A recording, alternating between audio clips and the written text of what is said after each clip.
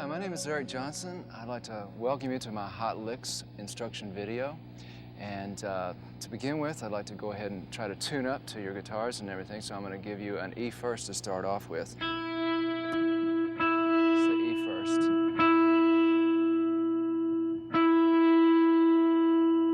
It's a B second.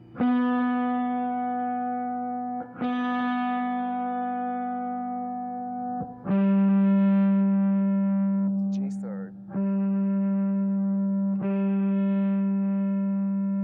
Here's the D fourth.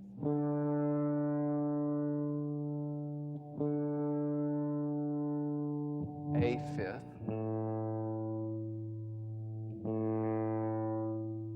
And finally the E sixth.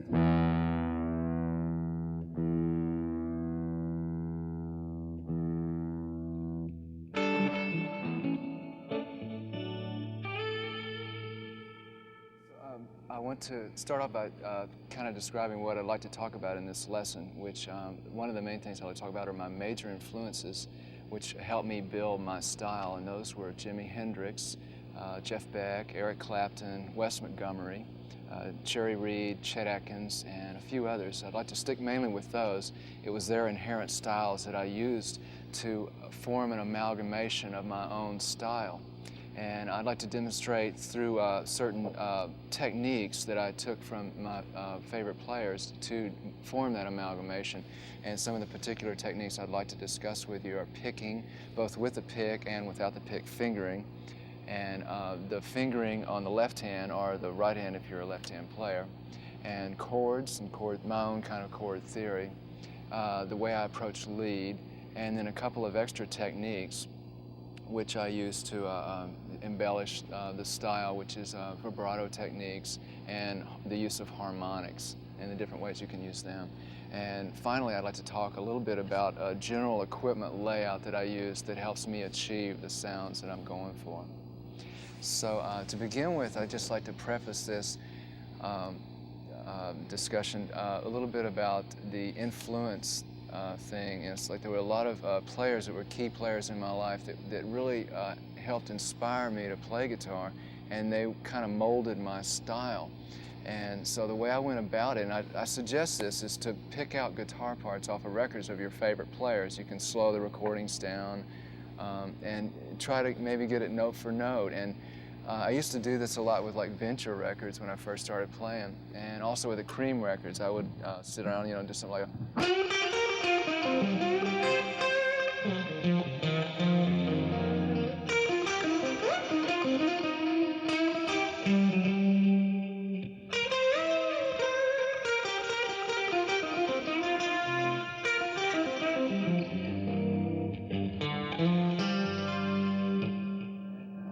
doing stuff like that it helped me see and understand the theory and the architecture of where the playing was coming from.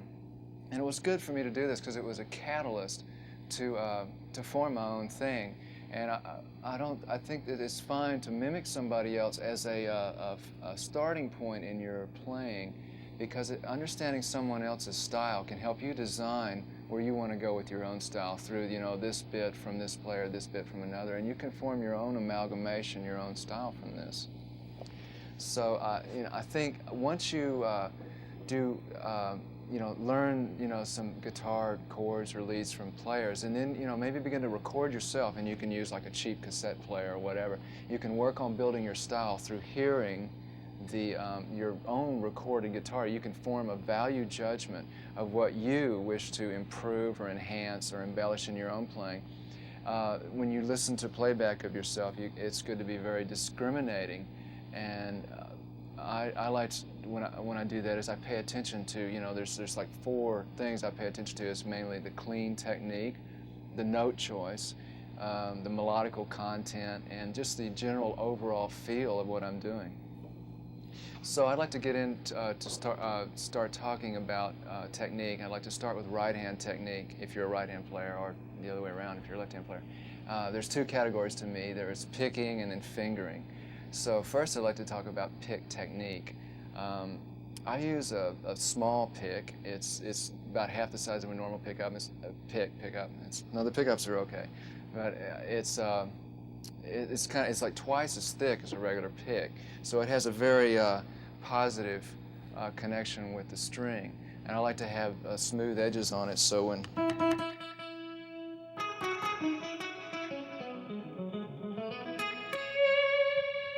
there isn't a lot of extra unwanted pick noise, which is kind of a personal preference for me. I use a very soft hold with it. I don't hold it real hard, but I try to get a powerful connection with the string so that the power comes from the actual contact, the pick with the string.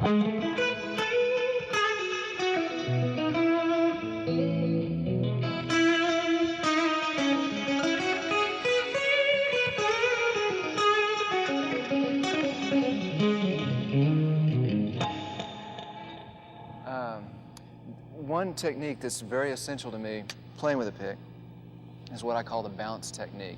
It's where actually it improves the tone, I think. It's achieved by the correct up and down strokes. Rather than playing side by side, it's a question of you're actually going from the pick guard up, so you're brushing the string.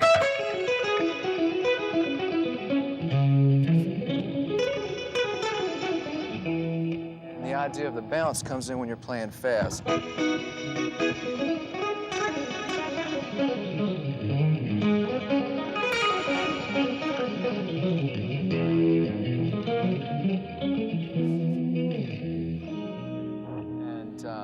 the idea is just to keep that, you got to keep the wrists loose to get that. It's a little harder to work on. I usually use that to warm up with, really to, to keep that very agile.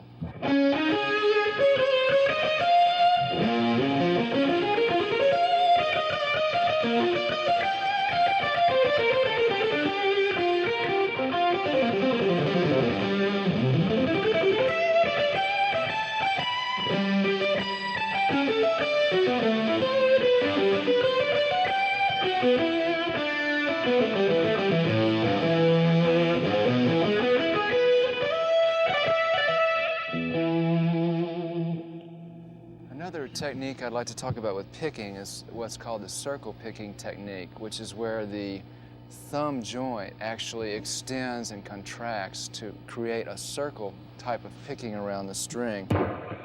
And the point of that is for playing a lot of faster stuff where you don't want to move the hand a lot like that. Precisely, if you could see close, if I played it slow for you.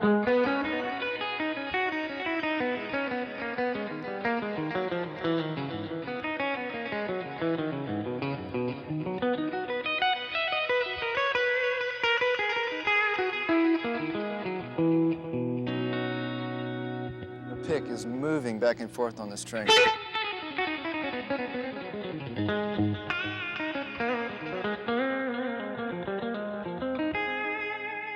And that's also a very useful type of picking thing to do. You can also adjust the tonality of how you want it to sound via the place where you pick. If you pick...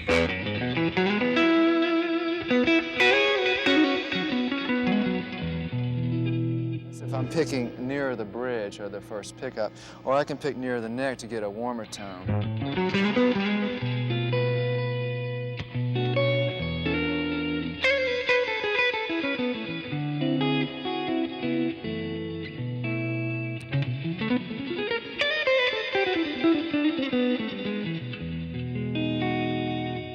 it can be done on either pickup.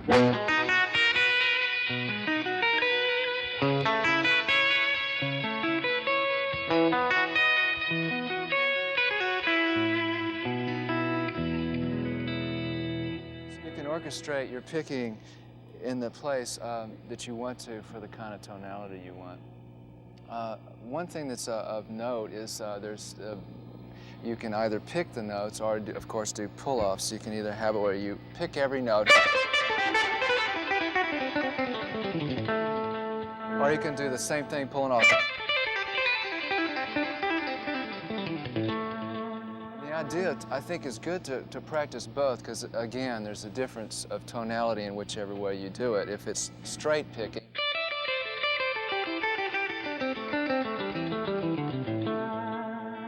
or if it's pull-offs.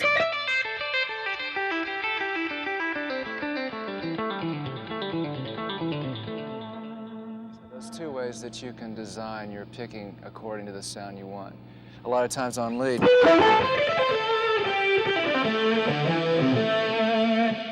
pull-off will give a little smoother kind of tone than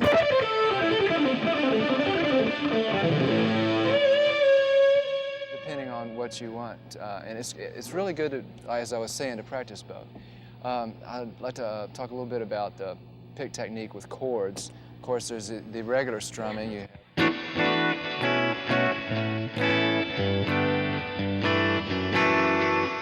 strum backwards.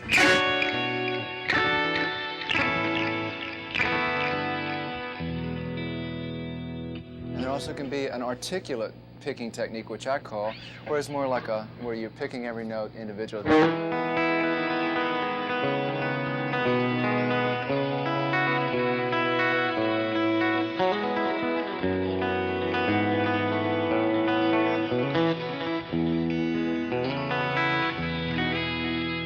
That's nice for articulation of parts, like on kind of thing, where you want to speak the voice of the note more rather than the strumming.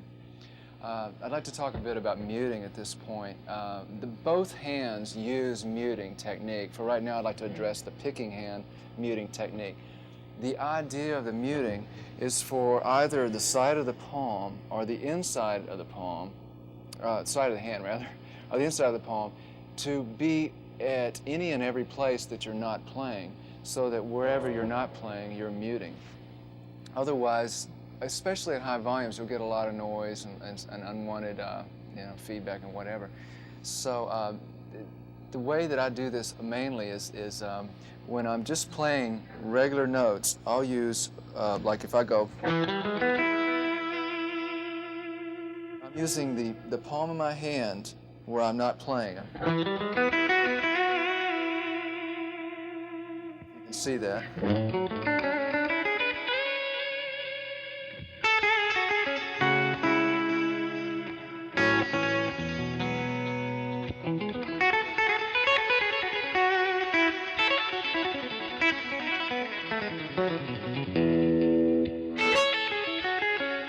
So I'll try this a little slower, maybe you can watch.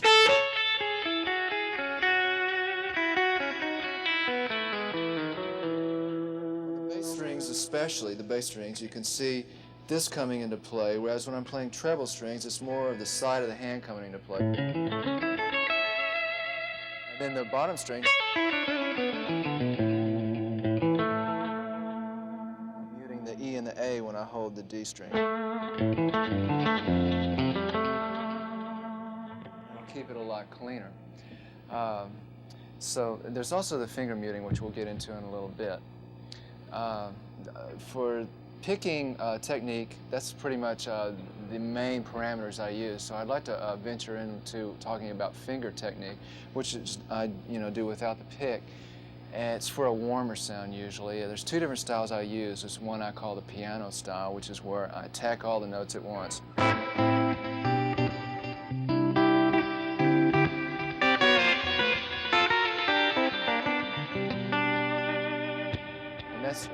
It's more like where you're just hitting all the notes. There's a little bit of punch. And then the other style I use is the articulate style, where the notes, as I was saying earlier, with the pick, but just without the pick.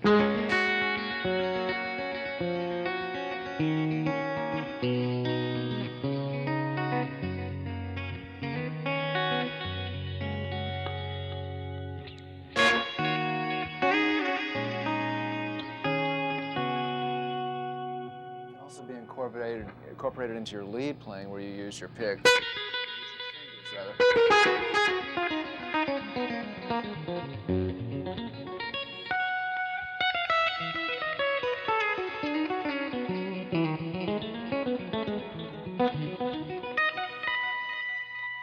It's a different sound to use that.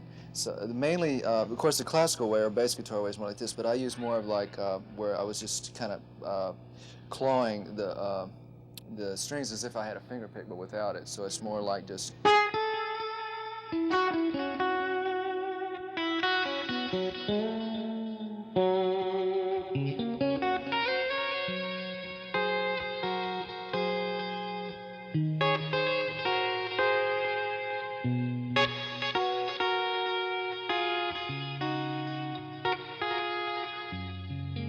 You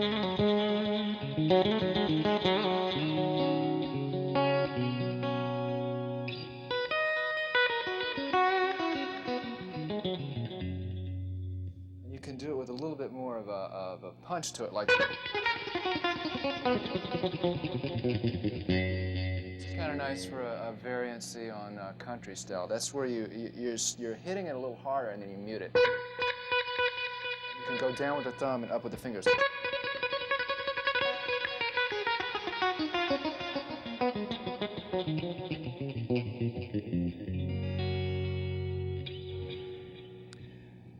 So we'd like to talk about one other fingering technique with the right hand, not using a pick, non-pick technique, as you will.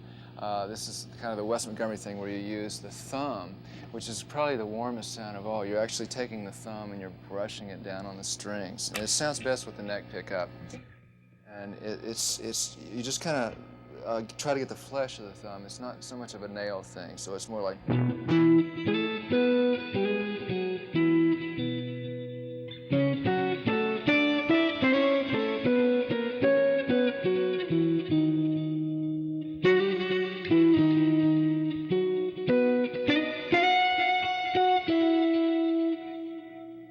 See that, this is...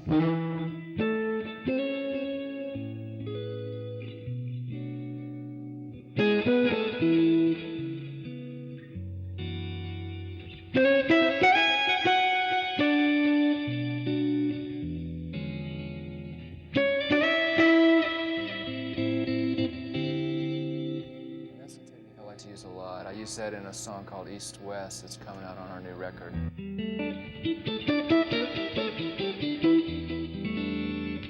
Of course, use it for chords too, which I'd like to get into a little bit. Now there's a technique that I like to use the most, which is pick-finger combination. And I'd also like to reiterate the bounce technique, where you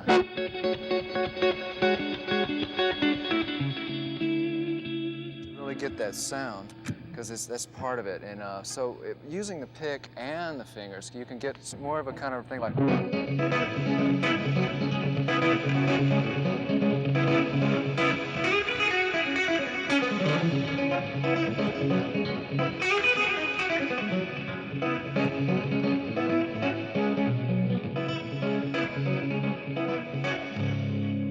where I'm actually bouncing the strings, and I'm using my fingers as well as pick.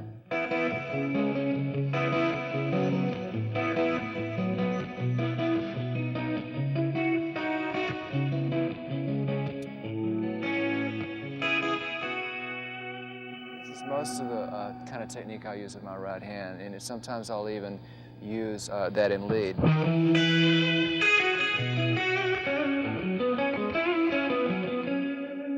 You could see where I'm actually...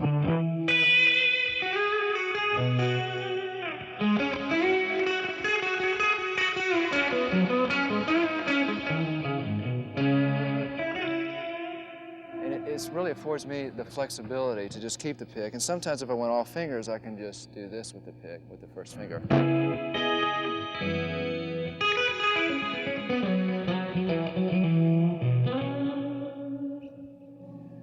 So it's just to quickly go over what we were talking about. There's the indication of with the pick and finger is the regular strum.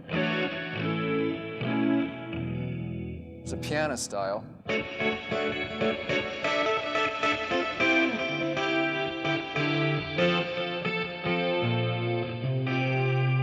there's the articulate style that I use.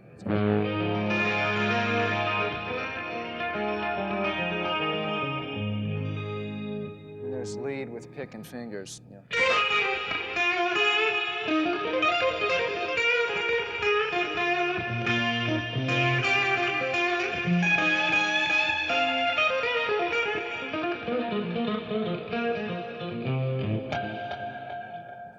Discussing a little bit before.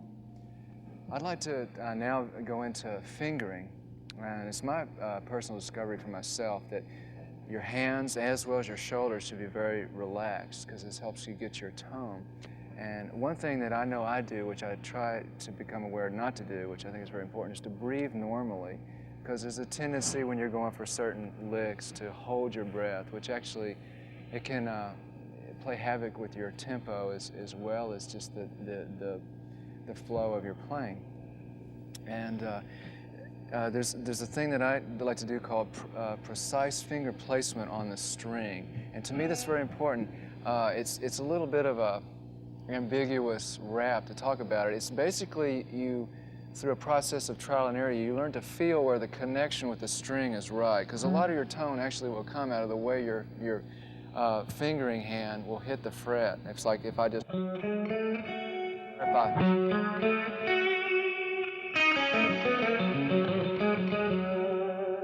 try to get the right part of the finger to have connection with the string for the best tone. It'll also give you a little cleaner playing because you're more on top of the string.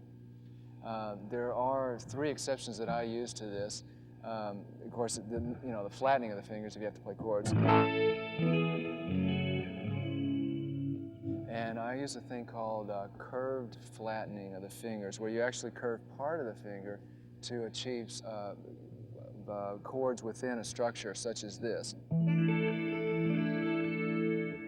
Just flattening part of the finger for the E, A, and D note of the A, D, and G string. The joint comes up to allow the other strings to be open.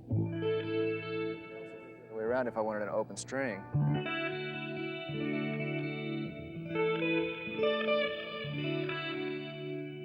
So that's a nice thing to kind of work on. You can do it with the different hands too, or the fingers rather. The last exception I have to the rule of precise fingering placement is if you wanted to actually finger 2 notes on 2 different strings with 1 finger. For example, you would fret right in between the 2 strings. Doing here, I'm like for the B and E string, I'm playing an E and an A with the 2nd finger, and then on the A and D string with my 3rd finger, I'm playing the 2 strings with the 2 notes of E and A too.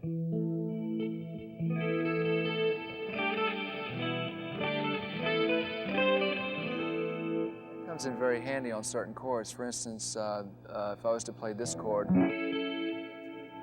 major 7 chord, but I wanted a bottom on it, I might bring my thumb around and actually my thumb would play 2 notes. Get away with a few more voicings in the chords. Also, sometimes, for instance, on Soulful Terrain, where I went,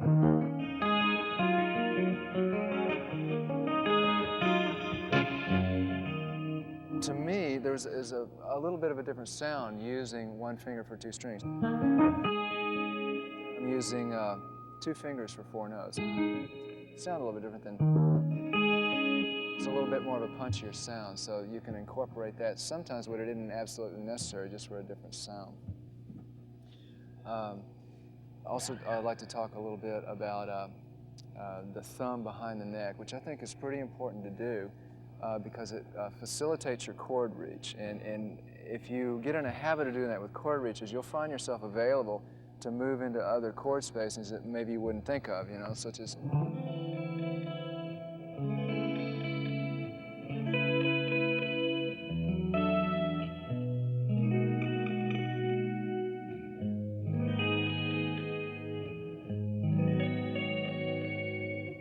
Repeat those to show you.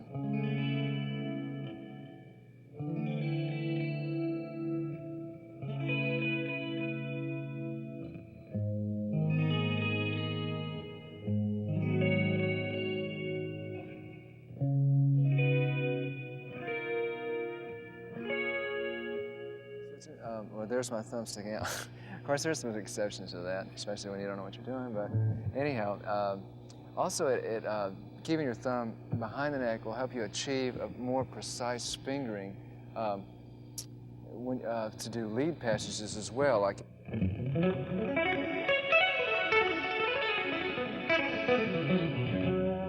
This part I like to keep my thumb behind it, so for like.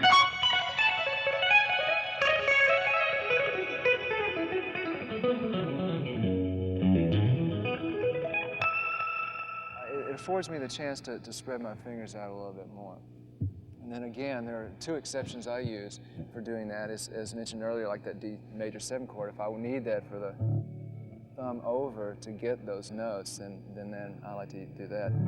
Or if I wanted to put, like that chord I was showing you where I use a finger for 2 notes, if I wanted to get a bottom on there, I have to bring my thumb over for that. Or if I, a lot of different chords, if I want to really stretch it. Doing like what would that be, like a flat 5 B flat chord with a major 7, but I wanted to put a bottom on it. Or if, there's a real pretty West chord. Put a 5 in there, I'd have to use my thumb. So sometimes there's always exceptions to the rule, but the point is that it is a good guideline to just help facilitate your playing, unless there's an exception to the situation. Also, the Hendrix type rhythm, he used his thumb a lot, and it got a kind of a different tone.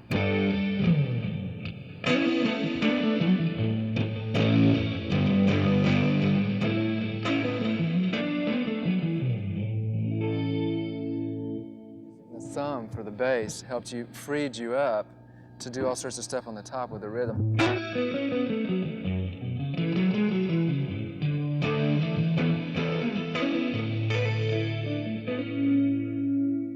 So it's nice in that respect too. Of course, you can also go, if you want to do that, and get the, because that's really not a very good technique, but it looks cool, and that's what counts.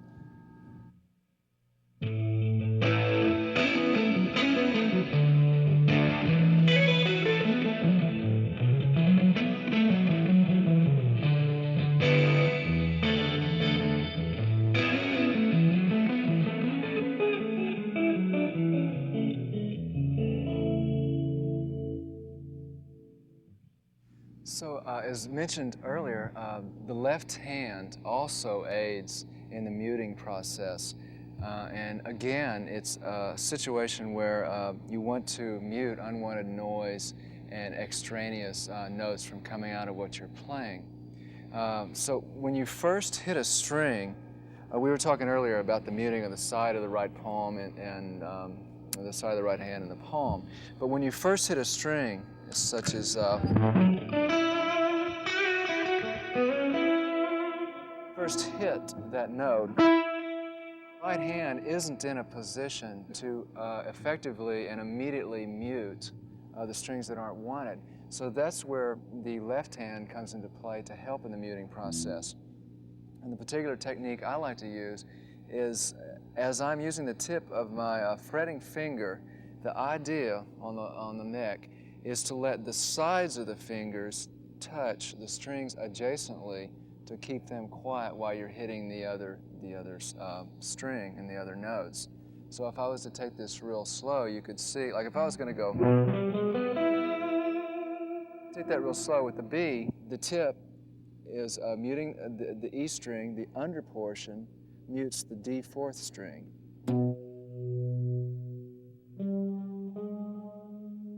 Situation for the little finger on the D string, when I hit that G note, I'm muting on either side of it too, via the under part of the little finger and the tip.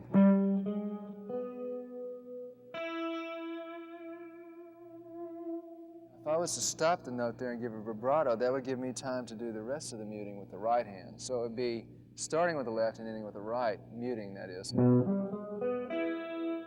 to play right there.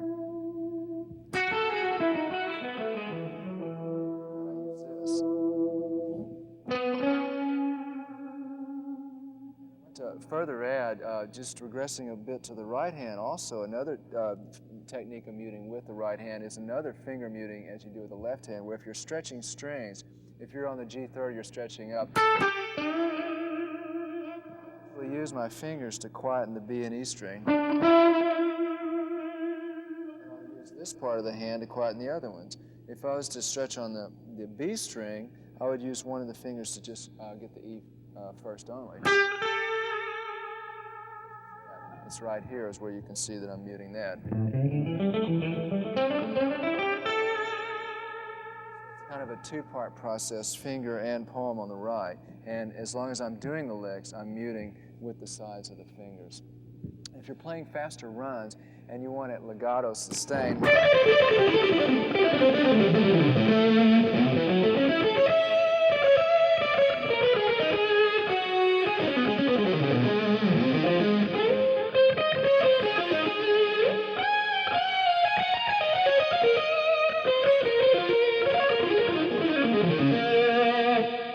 And legato sustain, more the mute, is going to come from that whole process of with the left hand.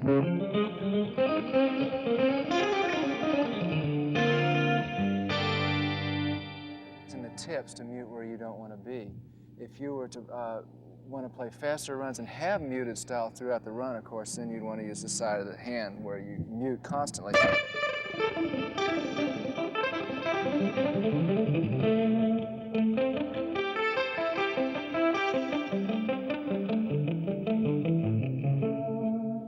See, the right hand is muting constantly there.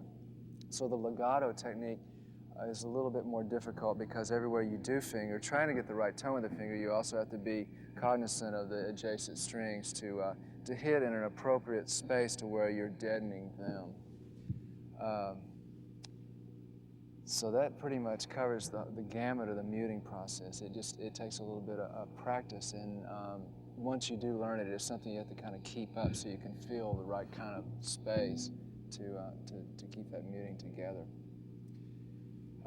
As far as fingering of scales and runs, I don't really use any certain method. It's pretty much trial and error as to what I want to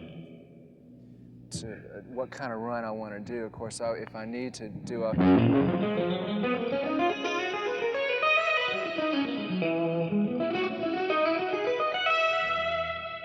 wide stretch, I want to position my fingers accordingly. Otherwise, you can just get away without using the little finger, but it's good to always incorporate the little finger into runs. One of the main things that dictates the kind of fingering I'll use is actually the kind of sound I want to do.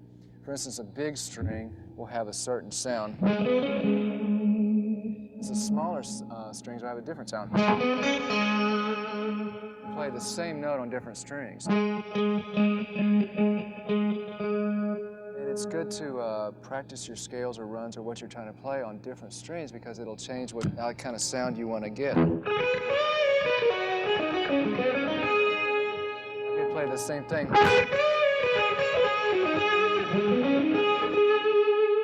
I could yet even thicken it up more.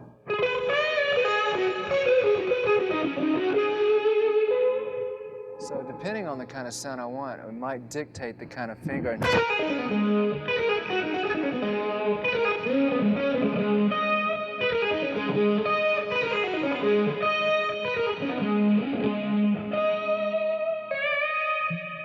Change the way you want to do your fingering. That's kind of what I use as far as fingering. And again, it's kind of just a practice thing of, well, that works better there, and I need to, if I have a wide scale, I need to keep my thumb behind the neck, then, well, I need to, get the little finger out there to get the scales I want to get.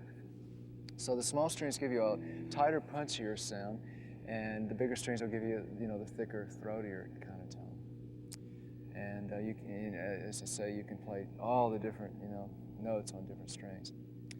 So going forward now, I'd like to talk a bit about chords and the way I look at them. I'd like to preface that with the fact that the guitar is a bit hard to tune up. So to talk briefly about tuning, I think I use what is called a three-point tuning process, where I'll actually use 3 ways to tune the guitar, and this is to enable a better tuning of the intonation of the chords as well as the lead. And those ways are the conventional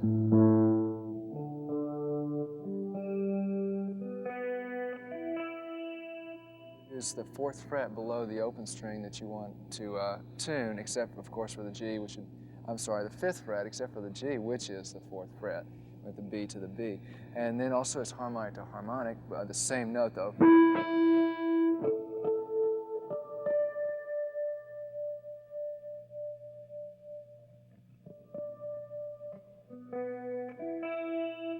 Also the 3rd way I do it is where it's octave harmonics. A harmonic and a note. Harmonic at the 12th fret of the bottom string you're trying to tune up to the top string, and on the 7th fret, you fret the note. So I would hit the 12th fret of the D, and I would do the 7th fret of the G to get the corresponding note on the G 3rd string. And that way, if I would go through checking a tuning,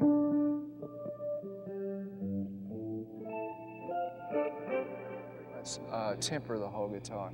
So that is just to preface talking about chords, so that when we do go chords, we can get them in tune more.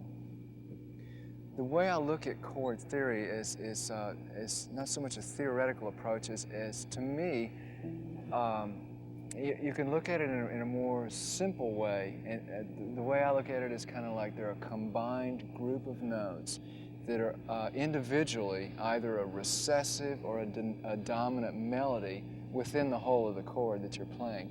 And it's through these chord changes, as you change in a song, there becomes an inner melody of the notes in the chord that has maybe movement of different, whether it's simple or complex, but it's a movement of that inner melody that develops as the chord changes occur. To show an example, I'd like to just start with a simple thing. Like if I was to just do like a major chord to a B minor chord, I'd go to an A chord with a C sharp, which would be a 3rd bottom, D chord. If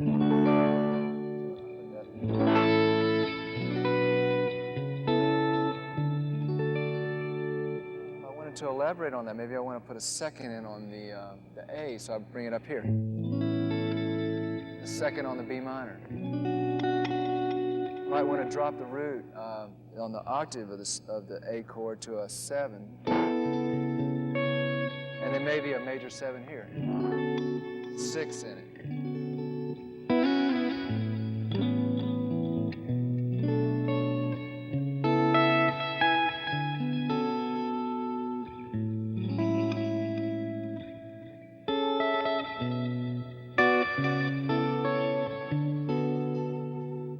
Basically what I'm doing is just alternating certain notes. So if I was to have a melody like,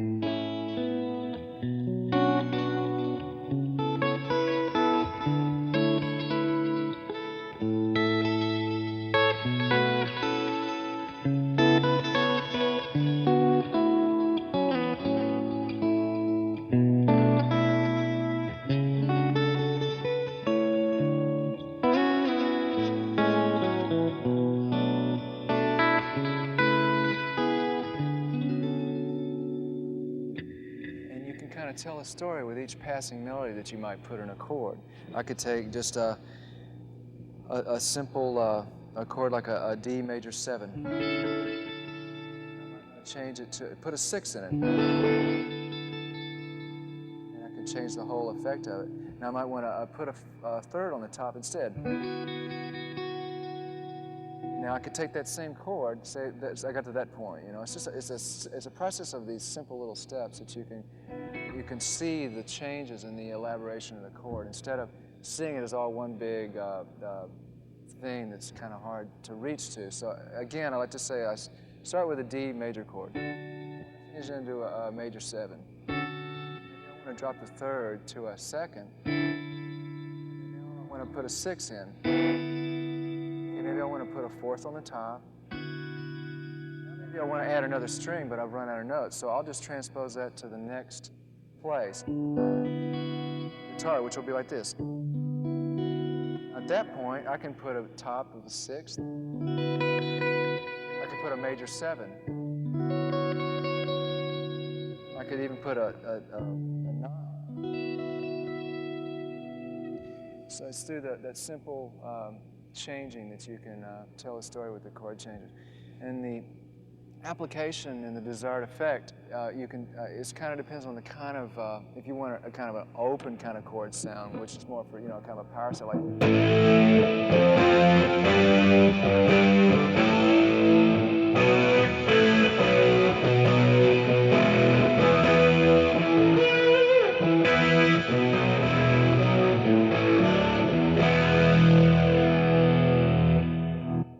Using mainly the 1 and the 5. Like if I'm in E, I'll use an E, a B, and E, a B, and you stack those fifths, And as you do that, you want to, like say, oh, I got this string here that would be a third, but I want to mute it. So it's the muting process we discussed earlier. This, like if I wanted to get a real powerful, so I mute the third with the side of the third finger on the on the D string that's fretting an E. So it's like, if I was to actually play individual string, it would sound like. If I was doing an A, I'm muting the third. Hear that within the context of playing the chord.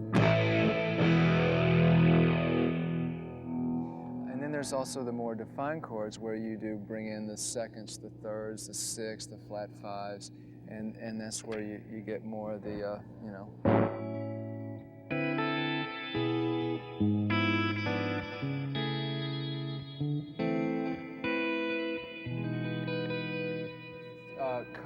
it's telling more of the story of the chord instead of leaving it more open and simple. I'd like to quickly regress and talk about the different styles of my major influences and the kind of chords they used and the chord techniques that they used. To start off with, I'd like to talk a bit about Jimi Hendrix and his rhythm effect, which he's one of my favorite rhythm players. He used a lot of the neck pickup, and to me it seems that his roots is with a lot of rhythm stuff. It's definitely the blues, but it was also kind of a Motown feel where he'd take a lot of force and fist and slide around and do chords with 2 or 3 notes instead of just playing the whole note. For instance, he might go like.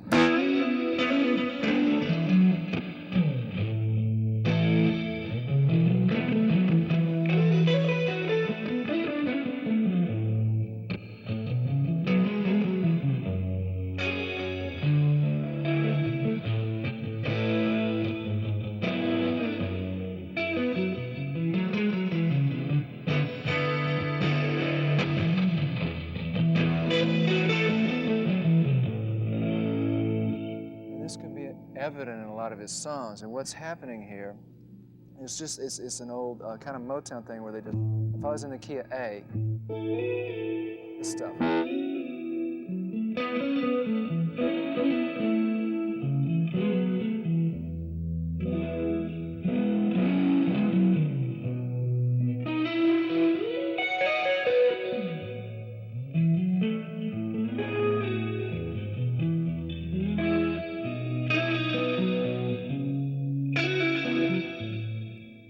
Further articulation and elaboration on the actual chords. In other words, if I have an A major chord, I'm going to put a little feel in it by starting at the second and then go to that third. Let's go. Going up. And that's the way he approached it. And of course, he would do it with more of a thing like Axis, where it got a little bit more depicted.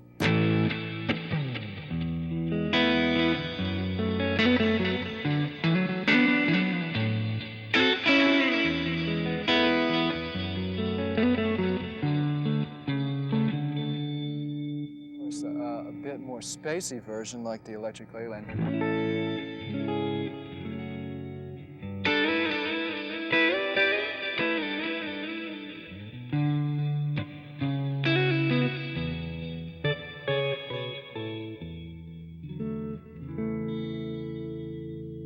So it's a process of playing chords sometimes with kind of an inner lead thing happening, 2 or 3 notes.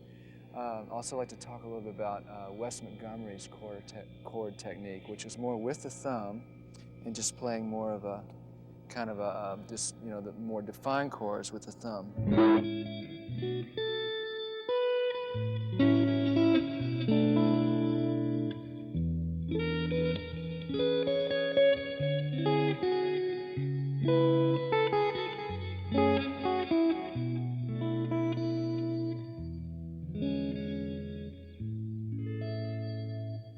Sound, just using the thumb very simply and brushing across the chords. You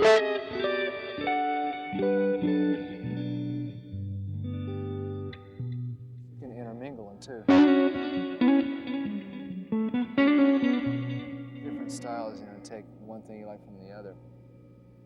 Another person that has a very nice chord style, which really influenced me, was Chet Atkins, and he attributes a lot of his chord effect, or his whole general technique to Merle Travis, which is basically where you keep the bass and chords going at the same time. It's done like with a bass thing. If you had like a use the side of the hand to mute the bass, and then leave the top strings open. A7 to D7 to G7 to C. A7, D7 to G7, C. And if I put that with the bass,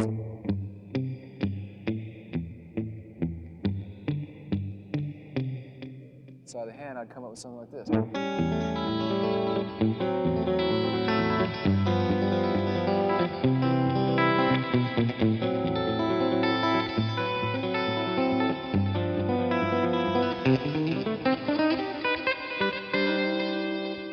that's a very interesting technique to use with country stuff, of course. And then you can kind of put a melody with it as well.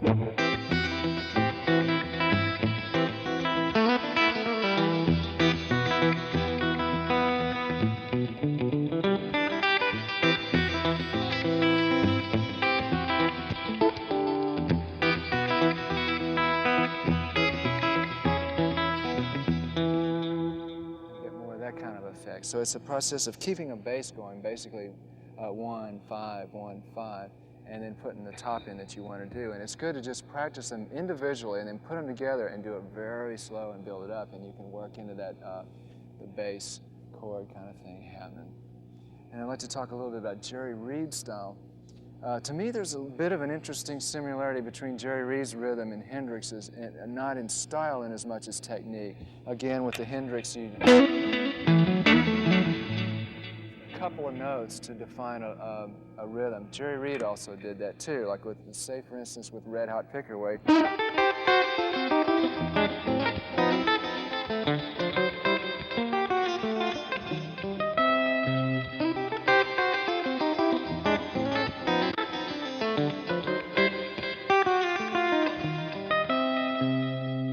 if you can see that real slow, it's using 1 and 2 and 3 notes sometimes to do the rhythm.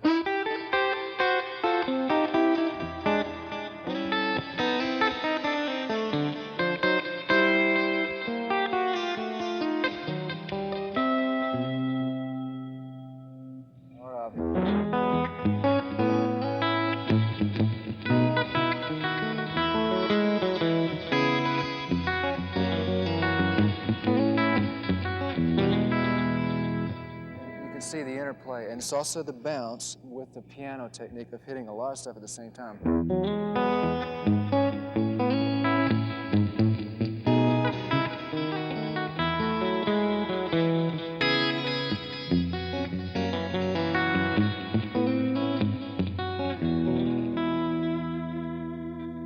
And the muting comes into play, especially with the bass, because as with the Jerry Reed and Chet Atkins stuff, the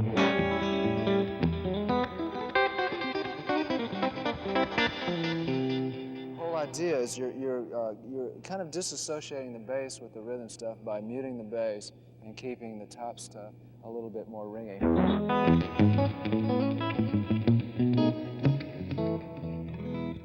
You can almost get kind of a double guitar sound by doing it that way. Another person that was influential in rhythm to me was Keith Richards. I kind of took in some of his rhythm stuff. I thought, well, what would happen if I put like a Keith Richards type rhythm with more of a piano style of, attacking all the strings, to get a...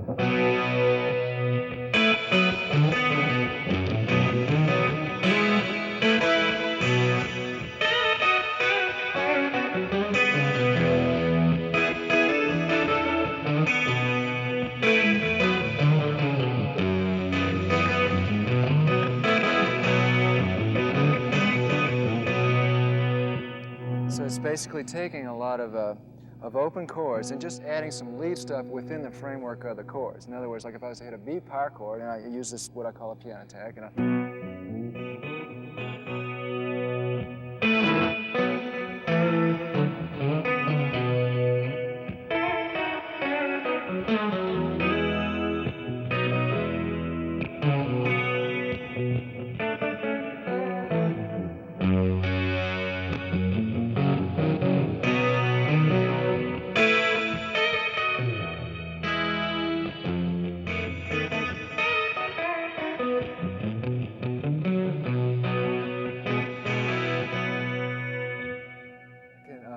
get a lot of power rhythm out of that, but at the same time get some notation stuff happening, so it's just not power chords. Next topic that I'd like to discuss with you now is my approach to lead guitar. And basically the way I look at it is lead guitar to me is the correlation between the obvious or implied chord changes that would or would not be played. And for most high volume rock stuff, I do generally all predominantly pentatonic scales, which is the 5-note stuff.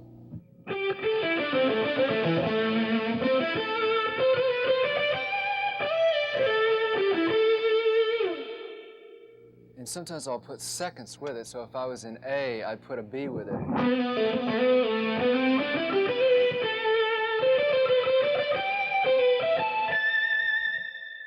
Also can put a 6 with it, which would be an F sharp.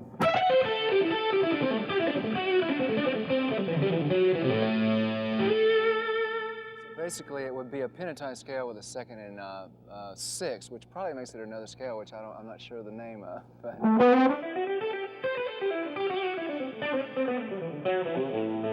that's the basic scale I use for most lead playing. A lot of times I will take 2 or 3 scales, different keys, that is, of pentatonic scales, and put it with a root note. Say if it was in E, I might, for the benefit of hearing the E, I'll hit a low E and show you what I'm talking about, where I will play different pentatonic scales on top and weave them together, so you're more like.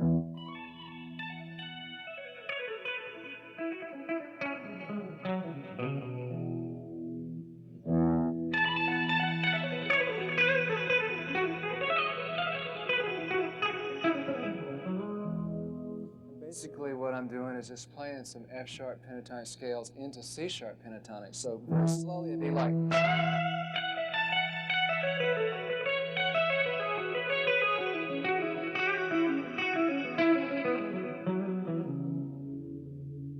Or you could do it where you go from E to B with the in and E scale, like.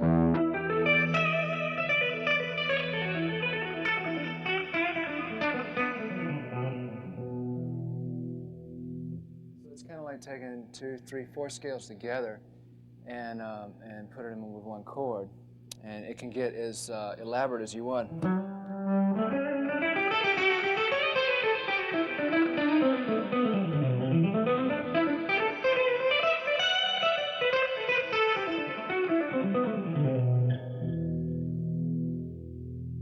That is just kind of combining a B pentatonic with an A minor scale.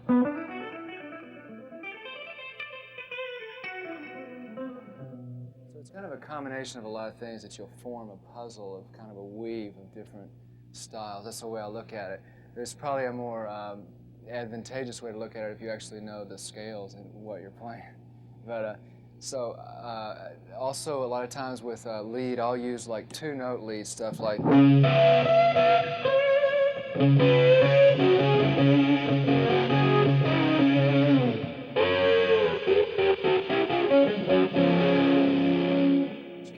Another effect of kind of a lead rhythm thing where you're playing thirds or fourths. Stretch them like.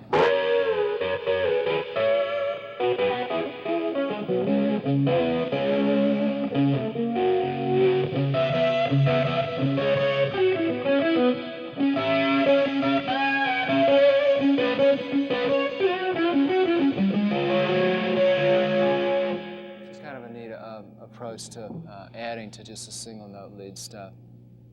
I'd like to emphasize that the dynamics, namely accents, are what really can set your playing off from just a normal lead passage. So if I was to just do like, or if I was to do it like with more accents, put a little bit more feel in it. Also, the more inflection and feel and nuances you put to it, the more interesting you make it. Like if I was to go, first off I could go, or I could put those accents in with it. Take it one step farther and put a little nuance and a little feel to it, like.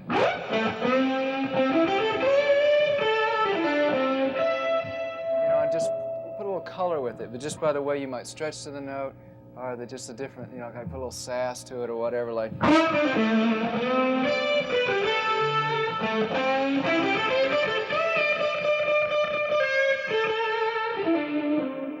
Which will add a little effect to it. So the inflection and the feel will basically accomplish two things with your playing. It'll give it character and it'll give it originality, because the type of inflection and feel you're going to think of, the nuances, are going to be really something of your own for the most part, or an amalgamation of, you know, players that you like. So moving ahead, I'd like to talk about influences and their my favorite players, how they affected me with the way they played lead. One of the earliest people was Eric Clapton with the Cream, where he would really dig into the string like. If we could just check the pick is where it digs into the string. Kind of, it's a version of that kind of bounce technique where you get more of the throaty sound because you're digging into the string.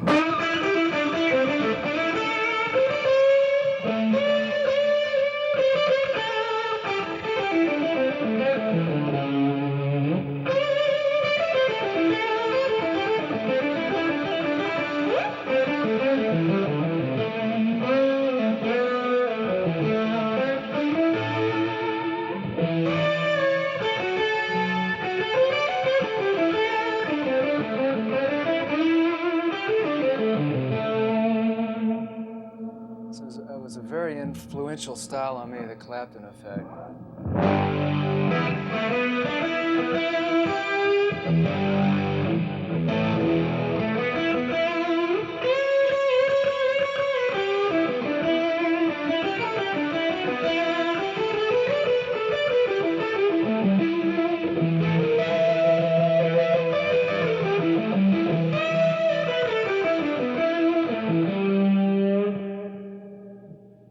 Seemed to me that he would really try to get that kind of singing, big, woody tone out of it by brushing into the string, you know, and he would use the bridge pickup and kind of roll all that tone off through a Marshall, and you get kind of that thick tone.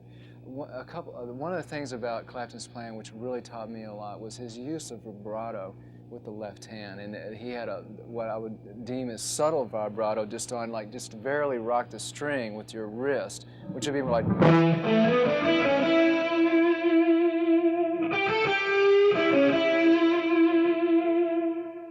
Where you just barely give a little bit of vibrato on whichever string you're on.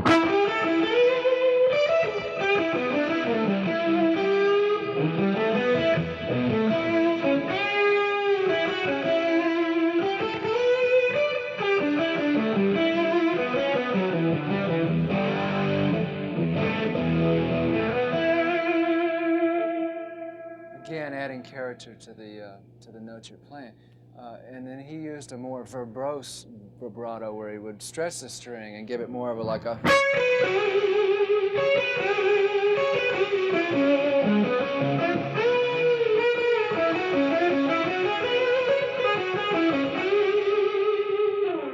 And that kind of technique could be evident on his song Spoonful, where he would like.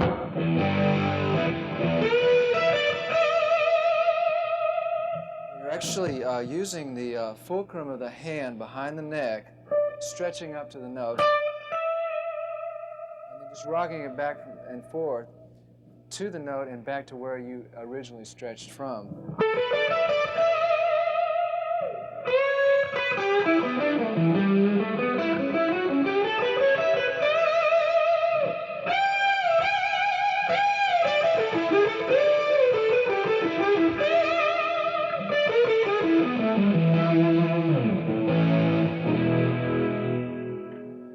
So I'd like to move forward and talk about another favorite player of mine, who is Jeff Beck. And the thing that was so wonderful, that's so wonderful about Beck is his use of semitones, and he actually plays purposely kind of a bit out of tune in a very definitive way. I mean, he does it purposely where he just kind of.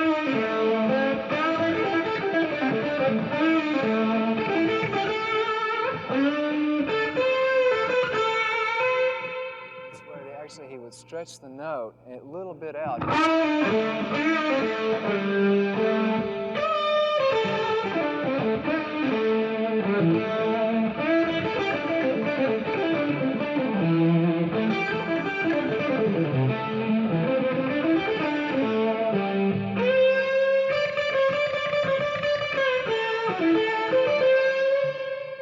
That's an interesting way to give a little tension to what you're playing, as well as the originality of Beck starting that.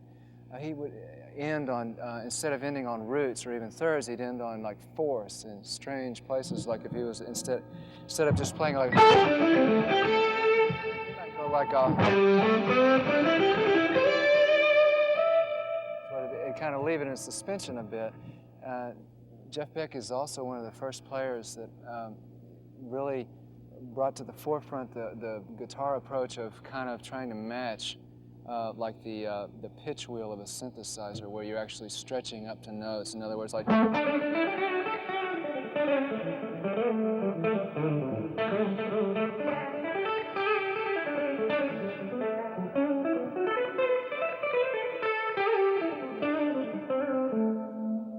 stretching as if it was like a wheel to an absolute pitch.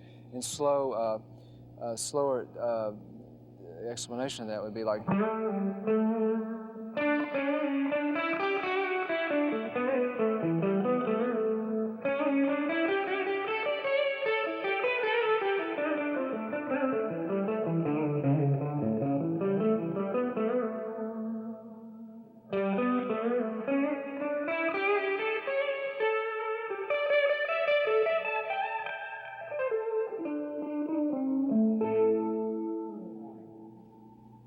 And I'd also like to talk about Jimi Hendrix, because he was a very influential player to me. And he came a lot from the blues thing with his lead playing. And he would, more stuff like.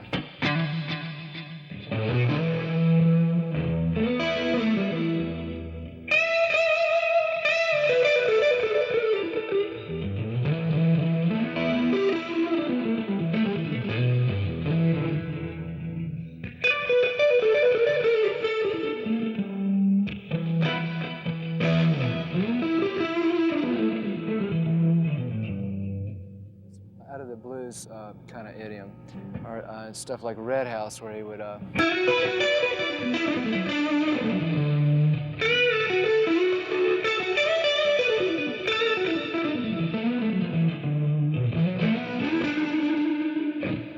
would use a lot of the neck pickup to get that kind of sound, and of course he used a lot of like fuzz, which I like to use, like the fuzz face, to get that kind of a sound like he got, which is a. More of a psychedelic kind of thing.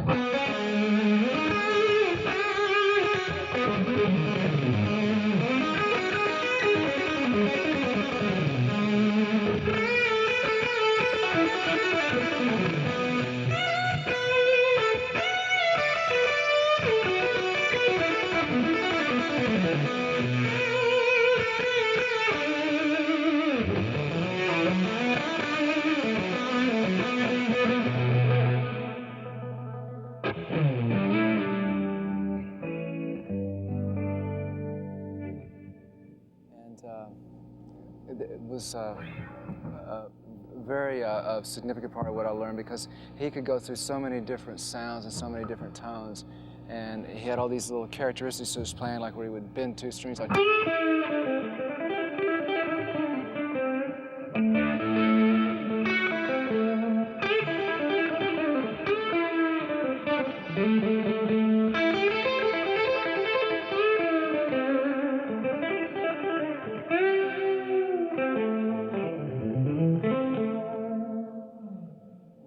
Person that was very influential on my lead playing was Chet, because he would put the lead with the rhythm, and get more of like what we were talking about earlier with the bass and the chords going, and then he puts kind of a melody within that, and comes up with kind of a whole song within itself. So that was interesting to me to learn, because I love the sound of it, and also it kind of could encompass so much in one guitar part. For example, a little song thing I do, which is a direct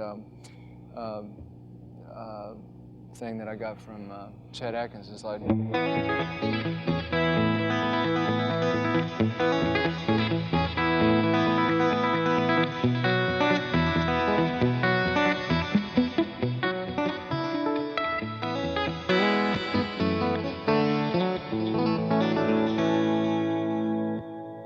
the idea with that is to keep the bass going. Have the chords.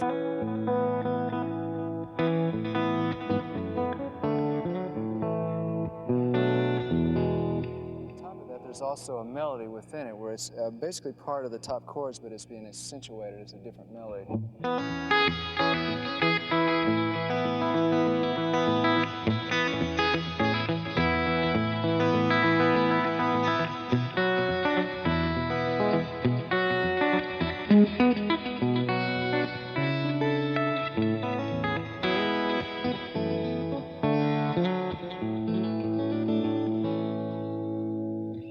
To the rhythm idea of Chet Atkins, but just with accentuating a lead melody on the top via the second and third fingers. Another big influence on me for lead was listening to steel guitarists, because they always are working on that bounce technique that we were talking about earlier, and a lot of piano-type picking technique. And something that I kind of call absolute string stretching, where you actually stretch right to the note, like steel players, as if you had a pedal, so you get more of a... You can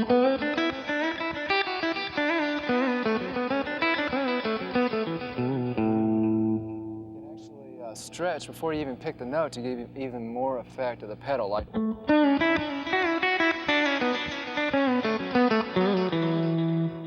So I'd like to show both examples real quick. The first where you just pick and then stretch, just like, so if I was going from a C sharp, like if I was an A, and I might stretch the C sharp to a D and stretch the E to an F sharp, but I'd go right to it as if it was a pedal, like.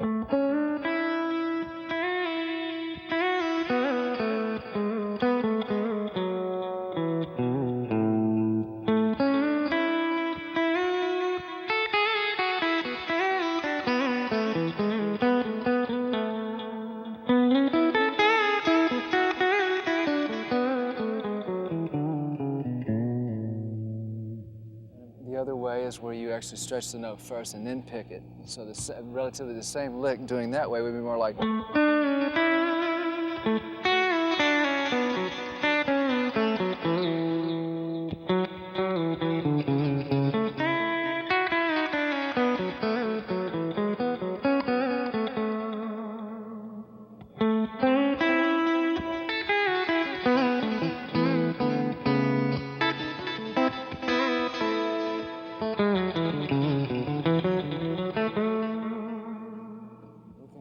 kind of a steel technique with that.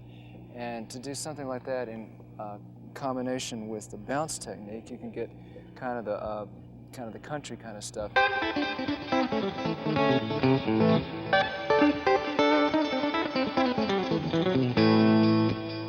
if we could get that bounce thing with the piano technique of hitting certain notes together at the same time.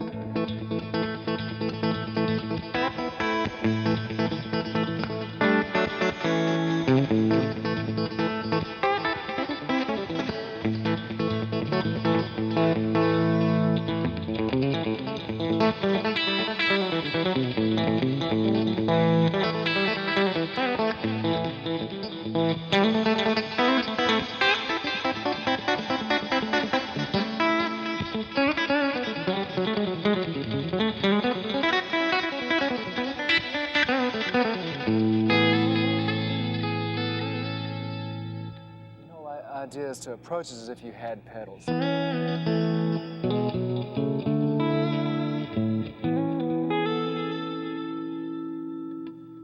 So the steel guitar technique on guitar can pretty much be accomplished by using three factors. The piano type picking, where you're and keeping the bounce in mind. The right hand going up and down, along with the absolute string stretching. And the absolute string stretching is something that you can just practice, and according to the gauge of strings you have, you can feel kind of where the spot is, where it matches with the note you're trying to get to. One of the last people I'd like to talk about is a lead influence on me was Wes Montgomery.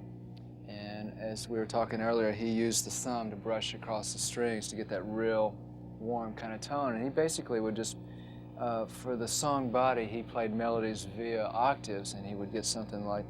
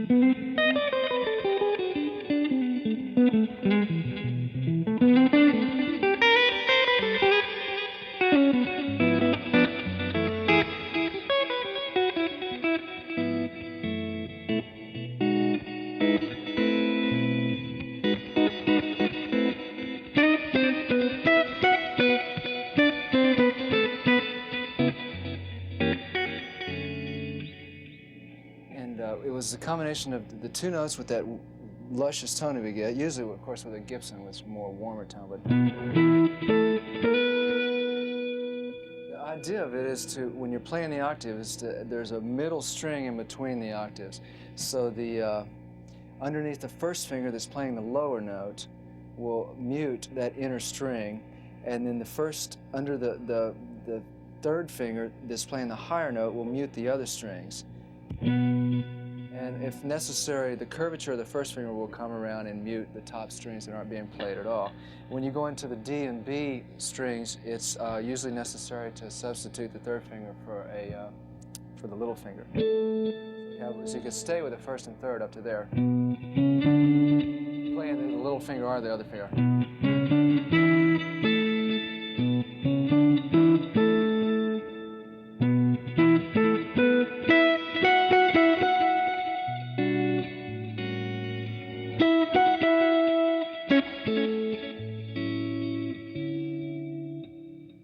So I'd like to talk a little bit more about a few other additive techniques to playing guitar. And this, one of the main ones is use of harmonics and the different versions of harmonics. One of the ones I use the most is the ping harmonic, where I do it at the 12th fret.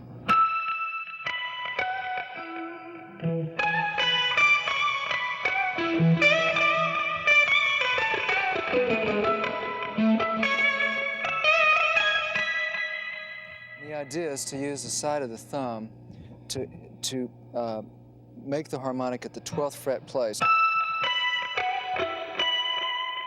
And the pick is right behind it to pick where the thumb is making the harmonic.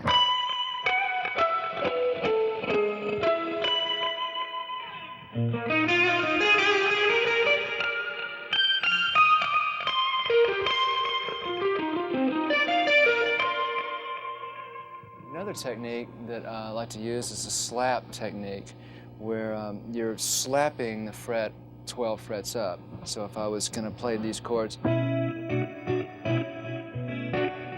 could take my index finger and slap it at the 12th fret, which would be.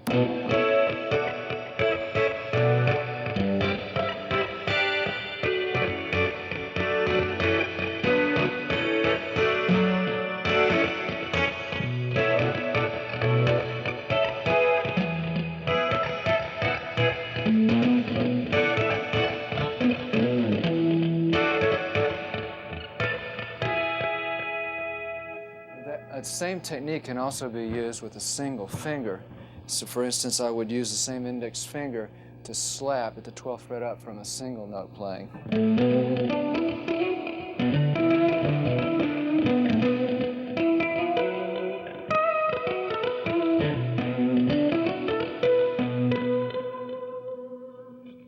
Another technique of harmonics is where you use the palm of your hand at the 12th fret and get.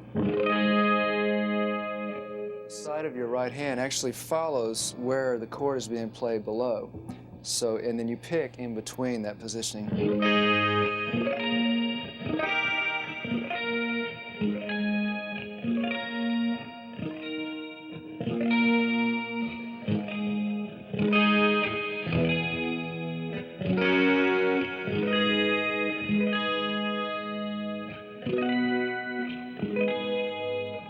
It's a bit difficult to get every note out because, of course, you have just the side of your hand as opposed to a whole lot of chords. To take it all at once, it's a little difficult to do the architecture of the chord, but you can get roughly the same thing.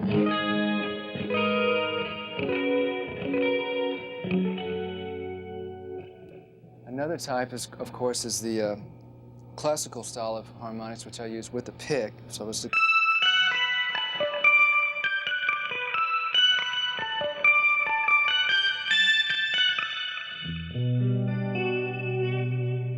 another technique of harmonics is the Lenny Breau technique, as I call it, which is where you do harp harmonics of putting the guitar basically into a chromatic harp technique. And this can be done roughly due to the tuning of a guitar open. You can take and play skipping strings in between and starting with a higher note and then going to a lower note. But the idea is to pick the first note, chime the second note.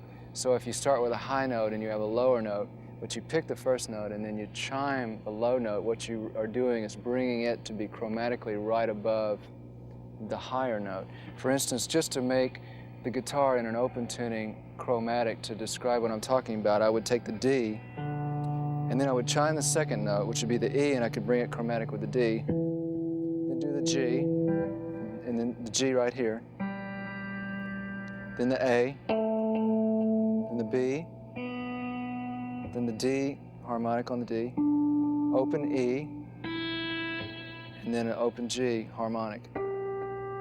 And this is what I would end up with. It's using the classical harp harmonic technique with the right hand. And now the idea is to take the same technique and put it with chords.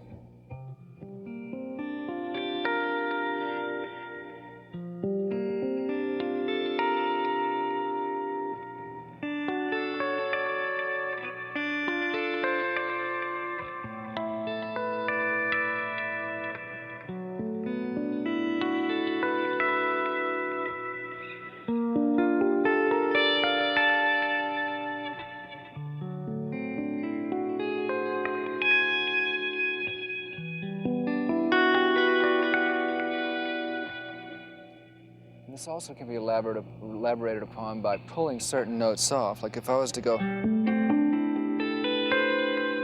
could go.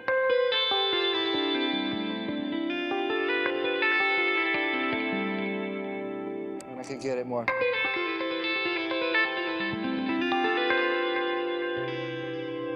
To get that kind of effect.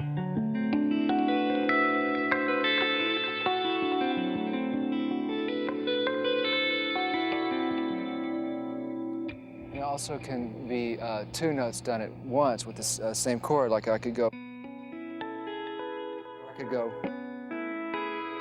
where I'm actually using my thumb and first finger to make the harmonic, and at the same time using my third finger to just hit open a note that's a string over. So it would be like if I was to take the G and A string first, harmonicking the A string, and then the B and D string, harmonicking only the D string.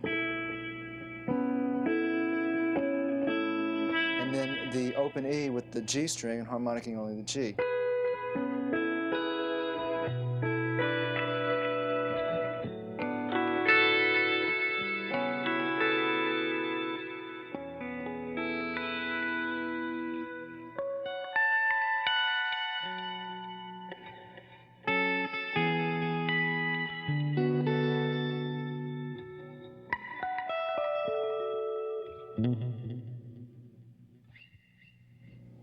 And so that kind of adds most of the light to the way I use harmonics. One other way I use them is I'll put them with chord playing. If I was to...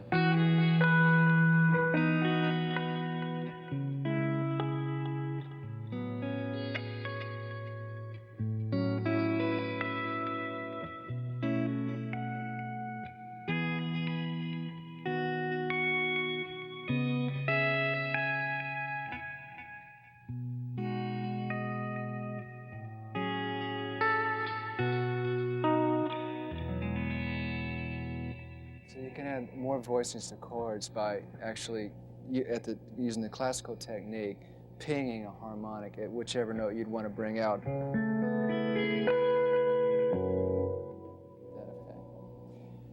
Lastly, I'd like to talk a little bit about my amplifier setup in light of what I go for to try to get the sounds. I like to use two Fender amps for the kind of clean rhythm sound, and just set them kind of lower for the real kind of clean Strat sound.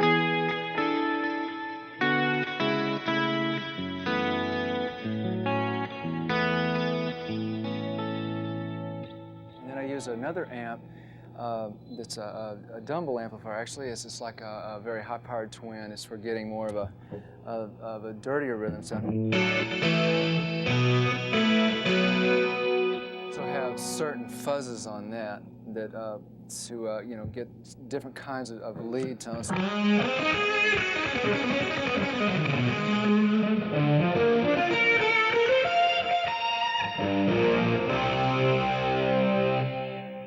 Go to a third amp setup for more of a straight ahead Marshall kind of sound.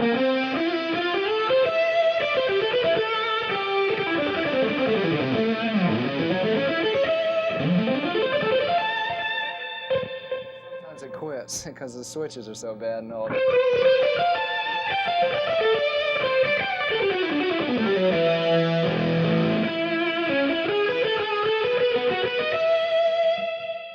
It's through all these different effects and amp setups that I'll go anywhere from clean to a distorted, depending on the kind of style I wanted to use.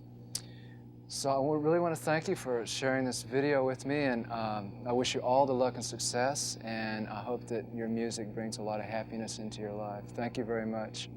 Appreciate it.